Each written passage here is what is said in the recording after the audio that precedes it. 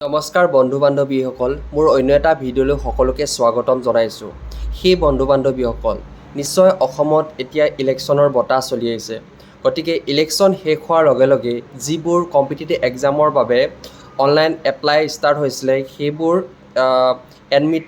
এডমিটৰ কাৰণে যো-জা চলাই আছে আৰু যিমান দূৰলৈ সম্ভৱ হয় সোনকালে তেওঁলোকে পৰীক্ষাটো পাতিব।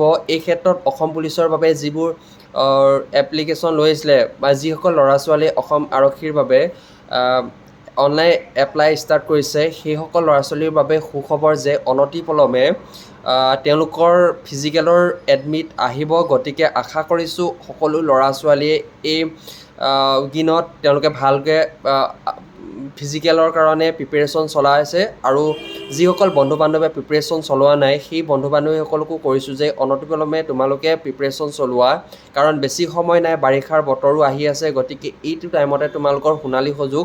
গতিকে আশা কৰিছোঁ সকলোৱে প্ৰিপেৰেশ্যন চলাই আছা আৰু যিসকলে চলোৱা নাই চলাবা বুলি আশা ৰাখিছোঁ। ধন্যবাদ।